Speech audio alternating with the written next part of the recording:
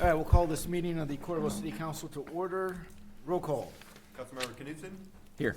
Gross? Here. Quinn? Here. Jones? Here. Goodrich? Here. All right, all council members are here.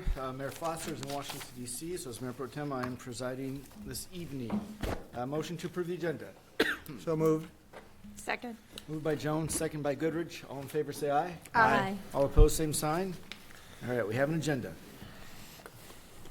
At this point, I will read a proclamation announcing the City of Coralville's support for Transgender Day of Visibility. Whereas there's no doubt that the transgender community continues to face discrimination here in Iowa and worldwide, be it in the workplace, schools, or society, there's immense harassment and inequality. And whereas Rachel Crandell, a transgender activist, founded this day in 2009 to raise awareness for the incredible burden of discrimination the community faces in every setting imaginable. And whereas the need to bring a day of visibility for the transgender community is indicative of the oppression they face in many sectors of life. Crandell wanted to highlight the fact that the only transgender-centric that is recognized is Transgender Day of Remembrance, which is in mourning of members of the community who had lost their lives, and that there was no day to pay homage to living transgender people. And whereas, in the past year, hundreds of anti-transgender bills in states were proposed across America, including here in Iowa, most of them targeting transgender youth. The onslaught has continued this year. These bills are wrong. Efforts to criminalize supportive medical care for transgender kids, to ban transgender children from playing sports, and to outlaw discussing LGBTQ plus people in the schools undermines their humanity and corrodes our nation's values.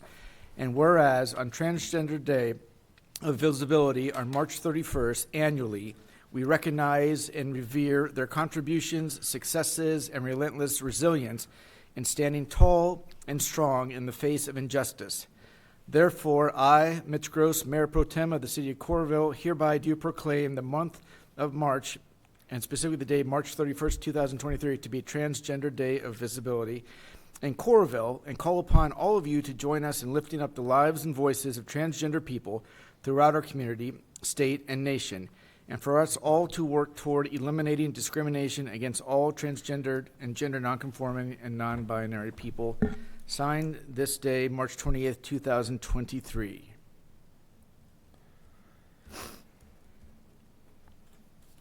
All right, and I don't believe we have anybody here today to accept this. And Thor, actually, as I was reading it, I saw a typo, so we might want to reprint as well. No.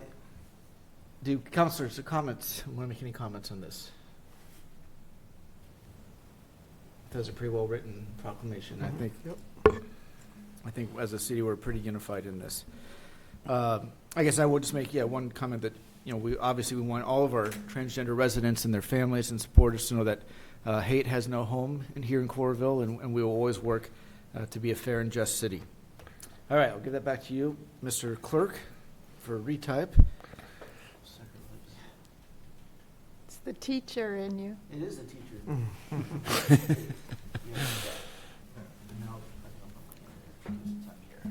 All right, thanks, Mr. Clerk. Always editing papers, Lori. All right, community comments. Would anybody in the audience like to address the council? Very well. It's that time of year. We'll talk about fiscal year 2024 budget maximum levy public hearing. This is a public hearing on the total maximum property tax dollars for the fiscal year 2024 budget. And we need to consider resolution approving the total maximum property tax dollars for fiscal year 2024. Don, the resolution. Resolution approving the total maximum property. We need to have the public hearing first. I will open the public hearing. Thank you. Any comments? I'll close the public hearing. Thanks. Now? Yes. Go ahead, Don. Resolution approving the total maximum property tax dollars for the fiscal year 2024, introduced for adoption by Councilmember Knudsen, seconded by. Second. Moved by Knudsen, second by Huynh. Comments, discussion. Yes, Mayor Pro-tem. I'd just like to remind people the hearing tonight is on the maximum levy, which is $12 $12.19209, which is exactly what we had last year. I would remind people that that is not the total property tax. That is only the general fund levy. And in addition to that, there's a debt service levy that is not part of this hearing, but that will be part of our general budget hearing, and that's $2.1202 for a total in our budget that would be $14.31230. So I think just the long and short of it is we're proposing that the levy stay the same, and would remind the people in the audience and watching that this is only, about 30% of your total tax levy, because there's also the county, the school district, and some smaller taxing entities like Kirkwood College and others. So just remind people that's just our portion of the property tax, and it is proposed to stay the same as last year. Great, thank you, Kelly. Comments, questions from council? Well, I'd like to thank Kelly for keeping it the same. I know we had a long discussion about potentially increasing it, but remind people that with the rollback, we're actually on a percentage basis at least reducing taxes just a little bit, because the rollback means that less of your property's value is taxed now than it was a year ago. Correct? Correct. Roll call. Mayor Pro-tem Gross. Aye. Wynn. Aye. Jones. Aye. Goodrich. Aye. Knutson. Aye. Resolution passes, all ayes. We have another item C, resolution setting a public hearing on fiscal 2024. Resolution setting a public hearing on the fiscal year 2024 budgets introduced for adoption by Councilmember Gross, seconded by. Second. Moved by Gross, seconded by Goodrich. Discussion. Roll call. Councilmember Wynn. Aye. Jones. Aye. Goodrich. Aye. Knutson. Aye. Gross. Aye. Resolution passes unanimously. Item 7, IRL retail lease public hearing. This will be a public hearing on the disposal of an interest of real property and solicitation of alternate proposals for the leasing of 211 East 9th Street, Suite 130, Coralville, Iowa. I will open the public hearing. I will close the public hearing. Don, the resolution. Resolution approving the disposition of property and approving a lease agreement with Improving Lifestyles LLC, introduced by Councilmember Gross, I guess, seconded by. Second. Moved by Gross, seconded by Jones. Comments or discussion from council? Resolution, the roll call, please. Councilmember Jones. Aye. Goodrich. Aye. Knutson. Aye. Gross. Aye. Wynn. Aye. Resolution passes unanimously. Item 8 on the agenda, Clear Creek Amana Community School District Agreement. There'll be another public hearing on the proposal to dispose of an interest in real property generally referred to as Otter's Parcel 202-2061 to Clear Creek Amana Community School District. I will open up that public hearing for that discussion. I will close the public hearing. Don, the resolution. Resolution ratifying the conveyance of property to the Clear Creek Amana Community School District. It's a resolution introduced by Councilmember Wynn, seconded by. Second. Moved by Nguyen, seconded by Goodrich. Comments or questions? Yeah, I guess I will. Yeah, go for it. I'm just, we're giving this to them, right? We are, they're paying but we also have an agreement that they have to provide the field space and space inside the school for our program. So the monetary amount's not, but we are getting something back that they are constructing and we will get to use at no cost to us. Oh, I thought we were actually paying to expand it. Well, we did it. No, No. we do not. That is part of the That's part of transaction, this. is that they provide us. We get to use the gym space. We have a community room. We have our own entrance to the facility. We'll have access to the community in that neighborhood. Will have access to the playground in that area, and then the outdoor space we'll be able to use as well. And we will be able to run our summer summer camp programs through there as well. And how did we acquire this land? We purchased it from the property owner, the Dean Oaks family, probably about 15 years ago when it was going to become a Geico facility at that time, and then at that time they decided to stay in their current location. Okay.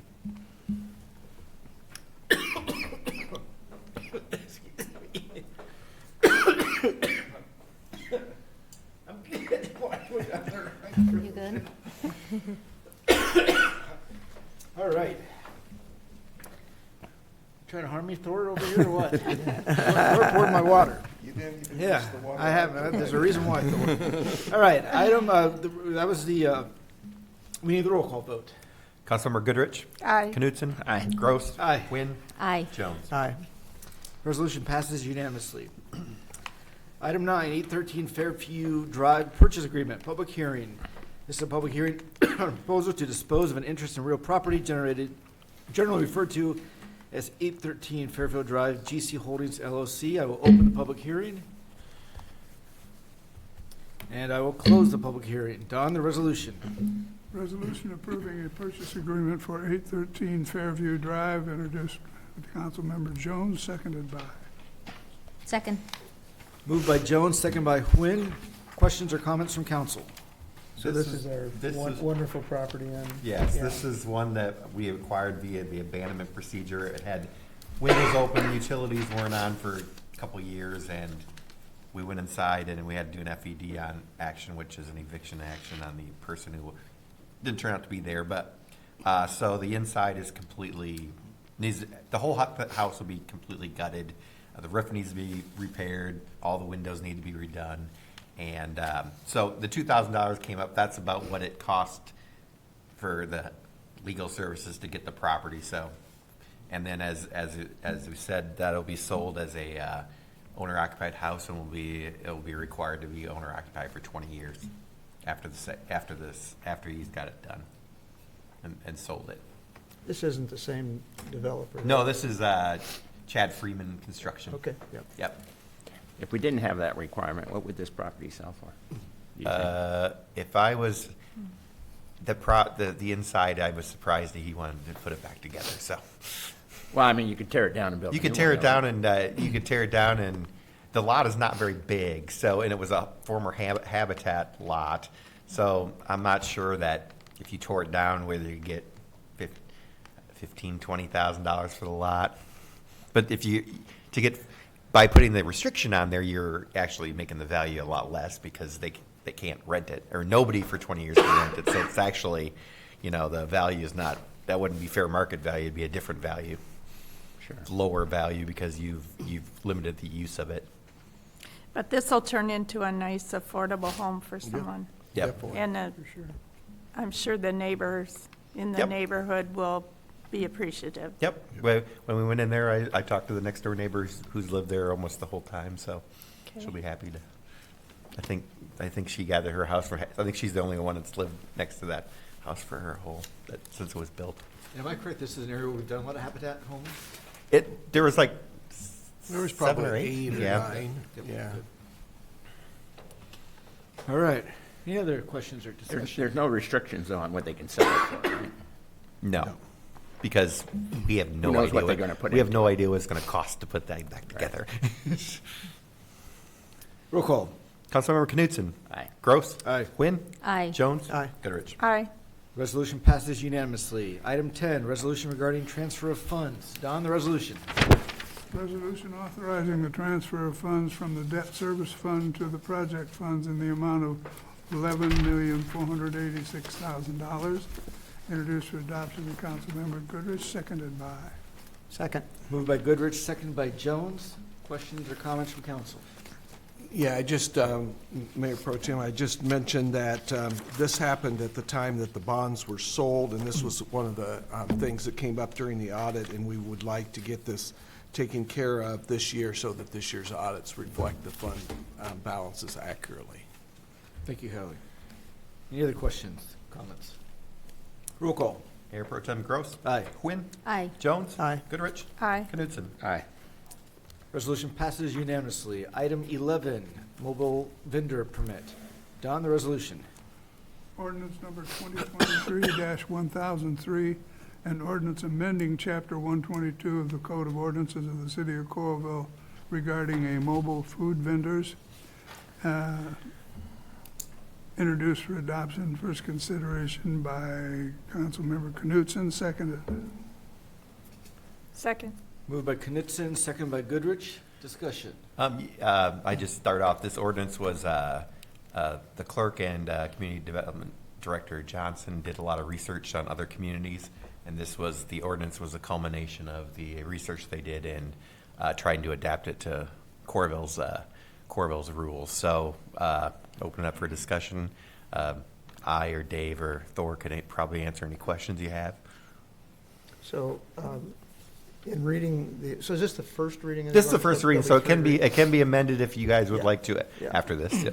So I know there's specific language about special events in Yep. here, so just talk a little bit So, about. so like Fourth Fest, we have vendors. The committee would handle the vendors. They don't have to get a separate permit from. So they don't have to get a They do separate- not. Okay. What we're trying to do is make, or the Fifth Street Social or Ragbri.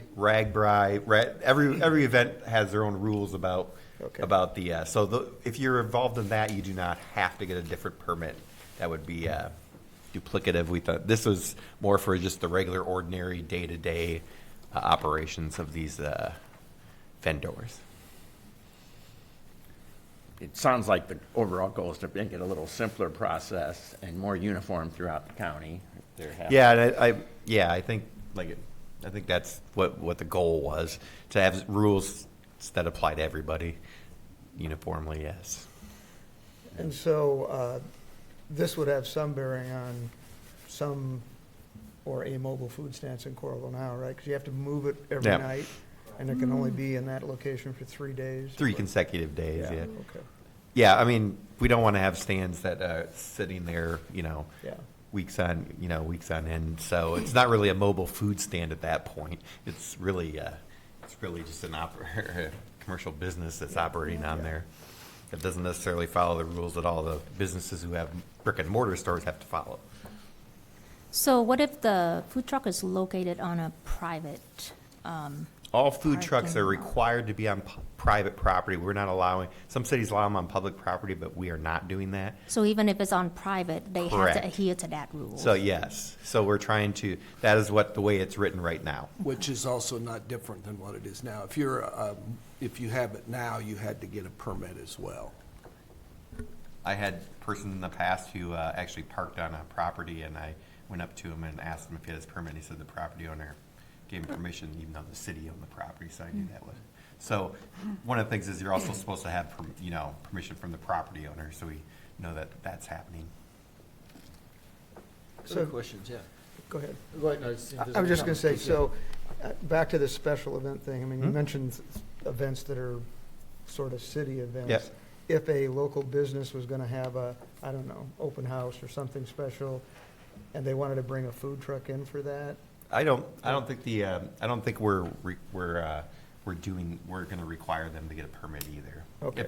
If it's a special event, like I said, this is more for day-to-day Yeah, yeah, operations. okay. So if a business wanted to have I would think it'd be a difference if they were charging. Yeah. If they Yeah, brought somebody on charge, or whether they were paying, which we've had businesses do Yeah. that, pay for a food truck to come on and provide the Yeah. materials, but they don't charge for that.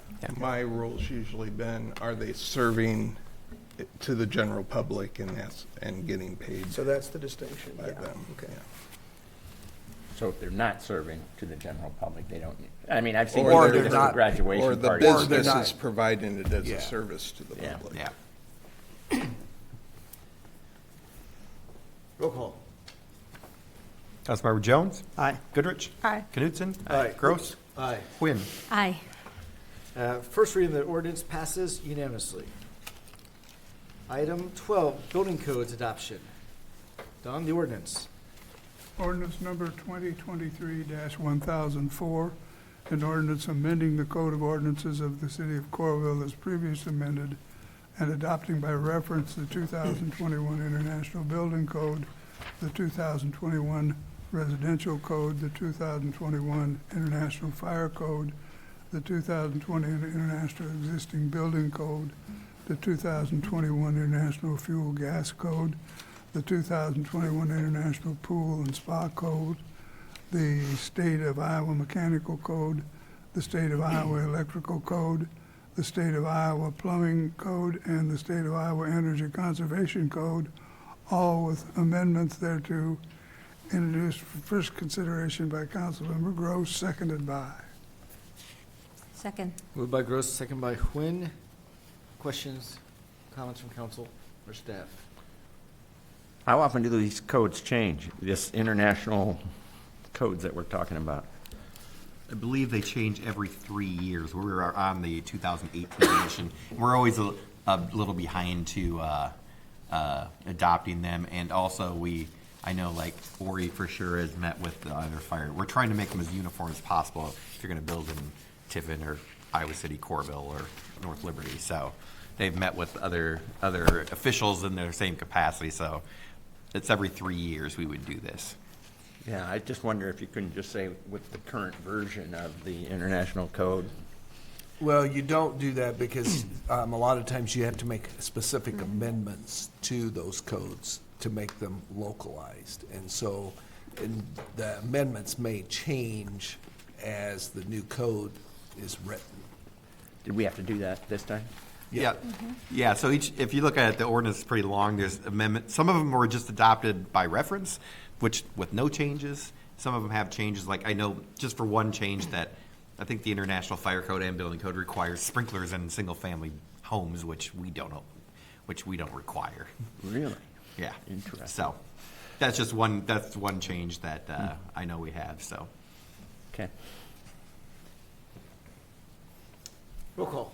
Councilmember Goodrich. Aye. Knutson. Aye. Gross. Aye. Huynh. Aye. Jones. Aye. First resolution, consideration passes unanimously.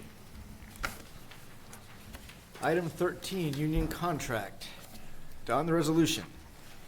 Resolution approving an agreement with the Public Professional and Maintenance Employees PPME union representing police officers effective July 1st, 2023 through June 30th, 2025.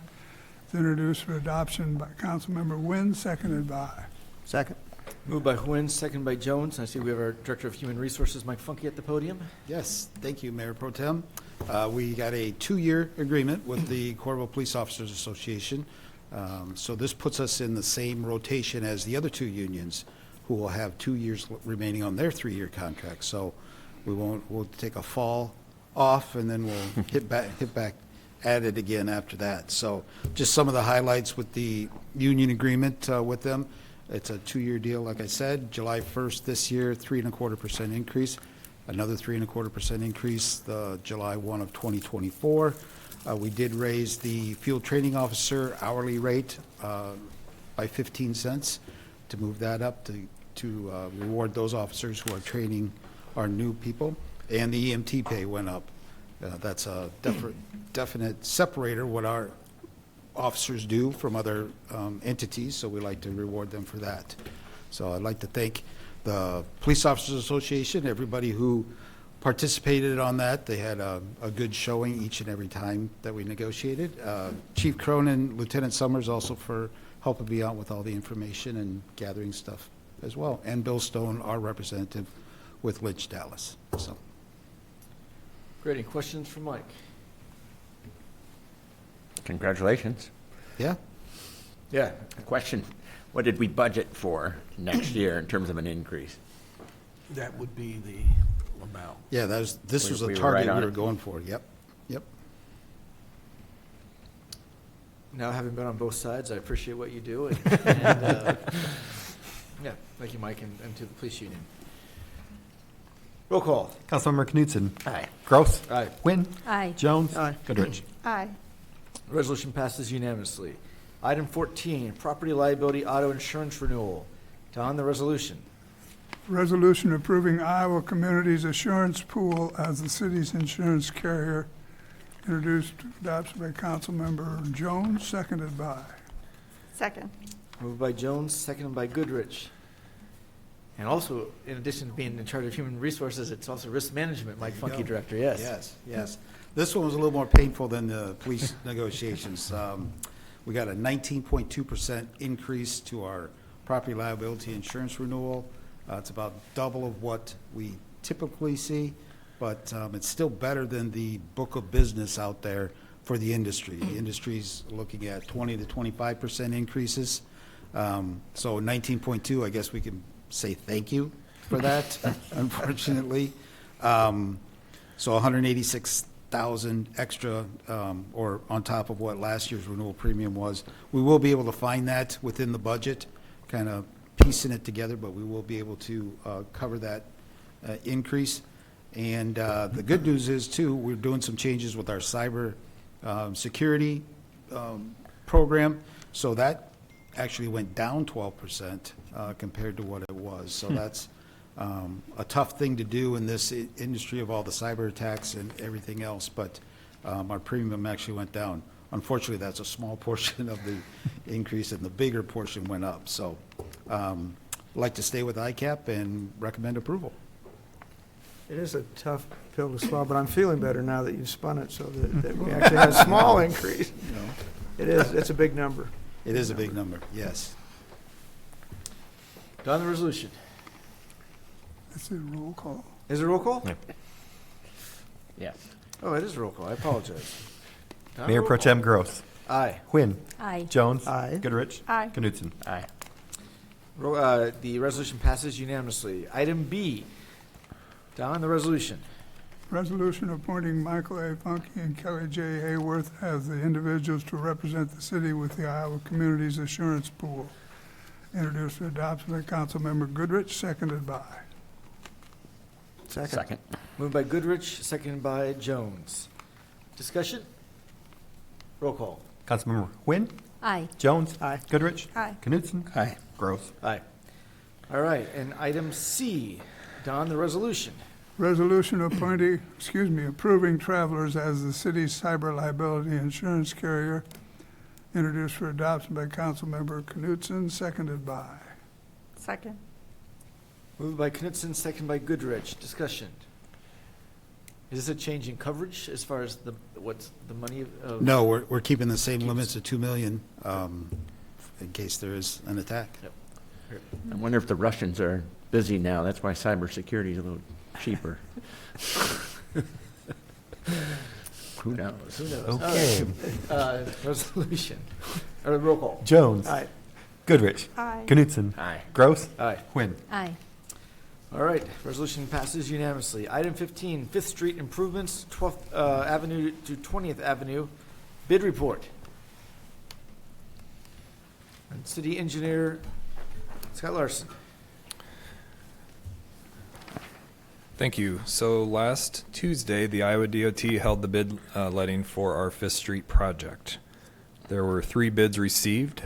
The low bid was just under $6.99 million, and the high bid was just over $8.63 million. Our engineer's estimate was $5,255,400. So bids were quite a bit higher than the estimate. Since the time of my memo, the DOT has provided all of the detailed bid tabulation and associated documents.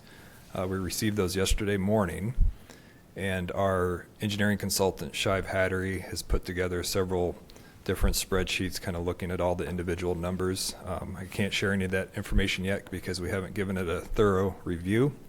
But at this time, we're just reporting on bids and not asking for the council to take any action at this time. Great, questions for Scott?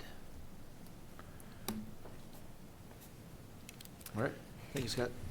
Thank you. Item 16, Central Trunk Sewer Project and Oakdale Boulevard Extension. Don, the resolution. Resolution approving various agreements for the construction of the Oakdale Boulevard Extension Project and Central Trunk Sewer Project with the Oaks Family Partnership, introduced for adoption by Councilmember Gross, seconded by. Second. Moved by Gross, seconded by Jones. Discussion. Roll call. Councilmember Goodrich? Aye. Knutson? Aye. Gross? Aye. Quinn? Aye. Jones? Aye. Resolution passes unanimously. Item B, Don. Resolution approving various easement agreements with the Clear Creek Amana Community School District for the Central Trunk Sewer Project and the Oakdale Boulevard Extension, introduced for adoption by Councilmember Wynn, seconded by. Second. Moved by Huynh, seconded by Goodrich. Discussion. Roll call. Councilmember Knutson? Aye. Gross? Aye. Quinn? Aye. Jones? Aye. Goodrich? Aye.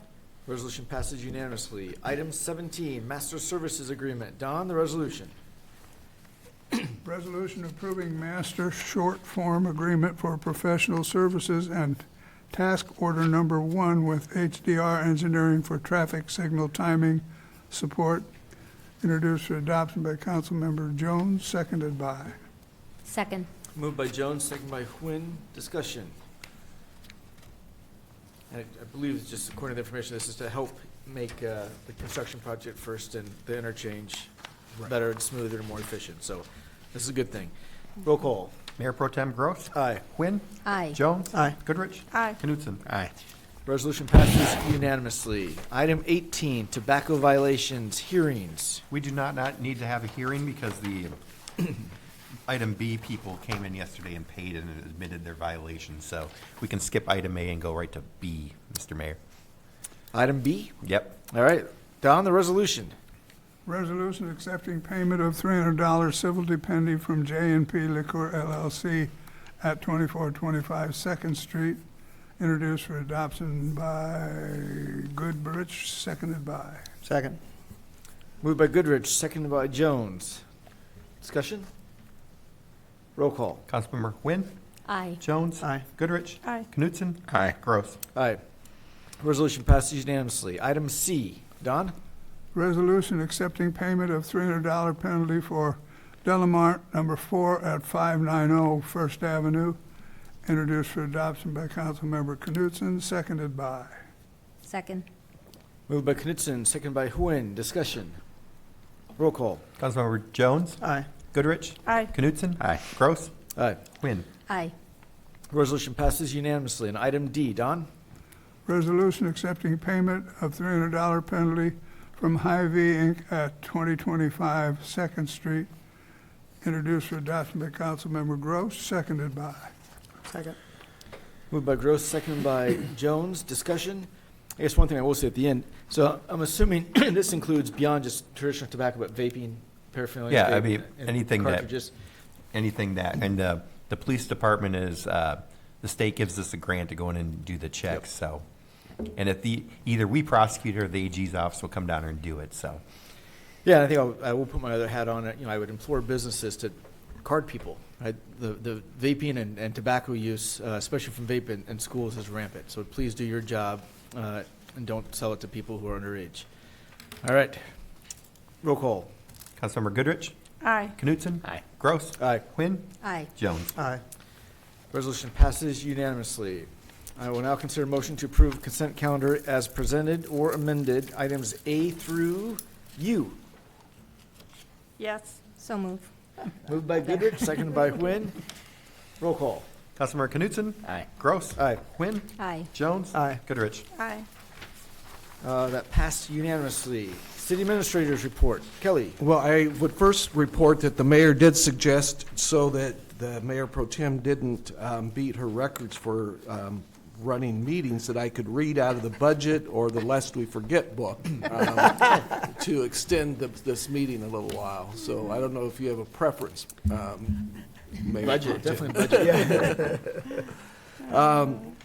The first item, just first of all, I'd like to thank the Coralville 150 Committee and all of the volunteers that put on a great event this last Sunday for the Rich History, Bright Future, Life and Times event at the library. Very well attended and excellent information. So just thank everyone. And our own Keith Jones picked up the history in 1970. Is that have any coincidence of when you came, or why 1970? It does tie to that, but just a coincidence. Oh, okay.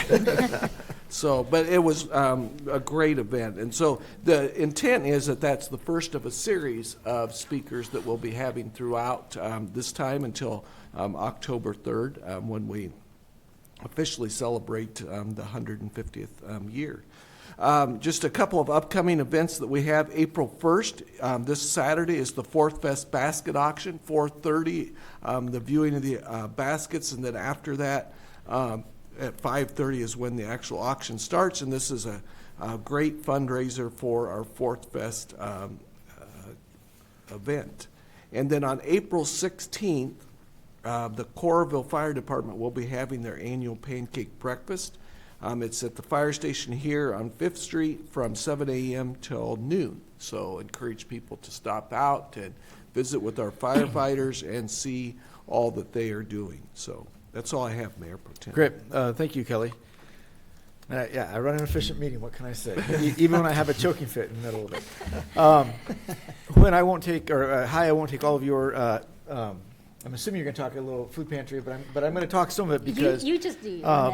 because 16 years ago, a bunch of us got together because we thought there was a need to have a more of a concentrated human and social services kind of one-stop shop in this city, and it started in a little, it started in quite a few little spots, but ended up really into and it was a church community, ecumenical community, and on this coming Thursday, or next Thursday, April 6th, the brand new Coralville Food Pantry will be doing its grand opening. I don't think any of us who were on the original board would have ever dreamed that it would be what it was. And we all knew that the need was there. That's why we pushed so very hard to have it in our community. But I think all of us have got to be completely tickled, at least at the first group, of what's happened and how each kind of subsequent, I'll say generation, but staff and board has just kept building and building and building. So please, if you're able, please come to the Coralville Food Pantry grand opening on next Thursday, April 6th from 4 to 5:30.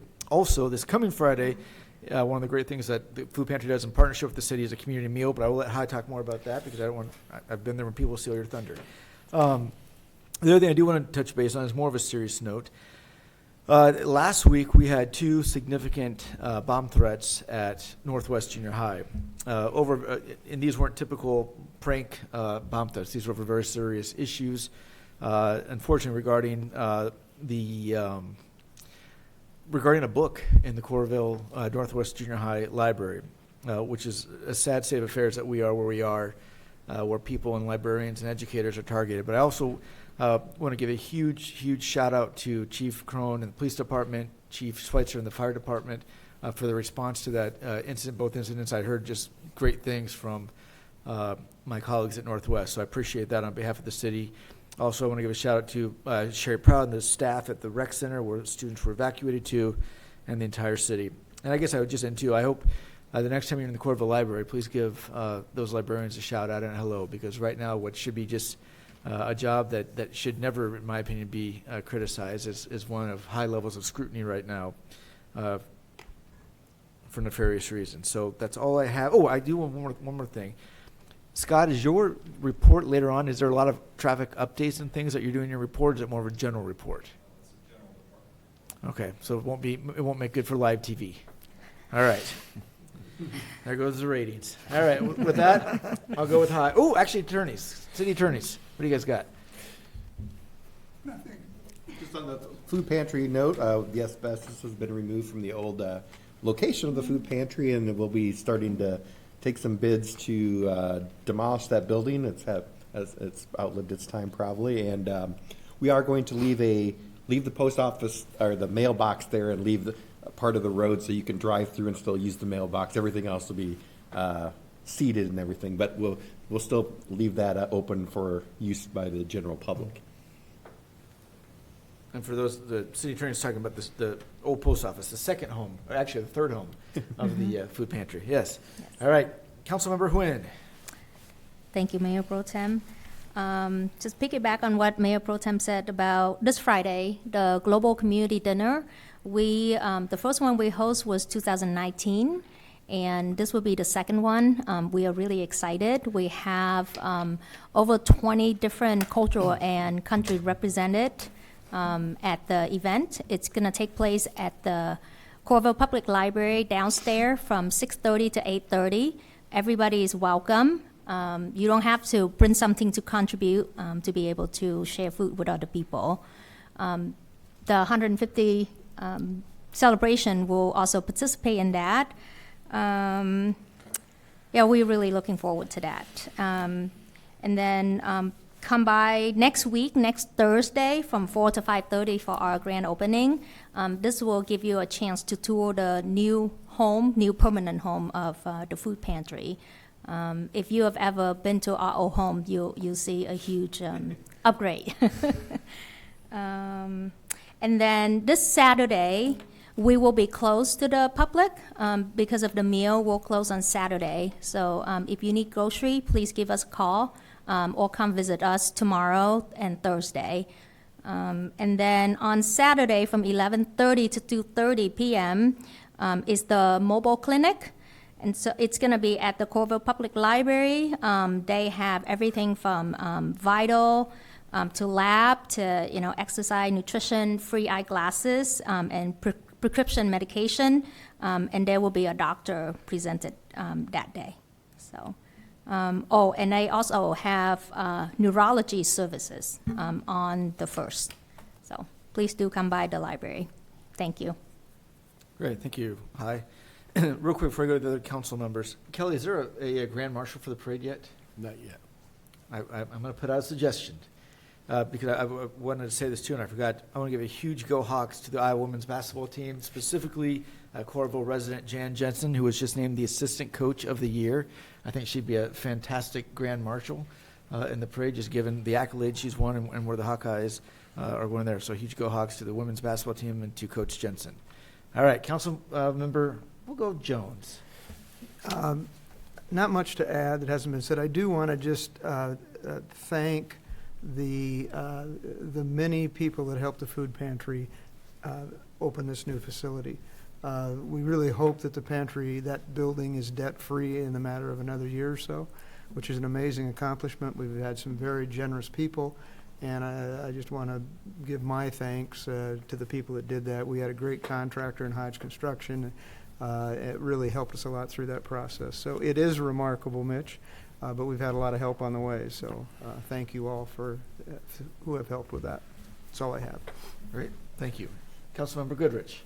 Thank you. Part of the Coralville 150 celebration this year, we're connecting with as many clubs and organizations and churches that we can. And today, it was a great time visiting with the New Life Community Church, which is on Highway 2?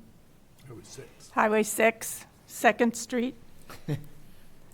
And they were originally had the food pantry in their building long ago in a different location.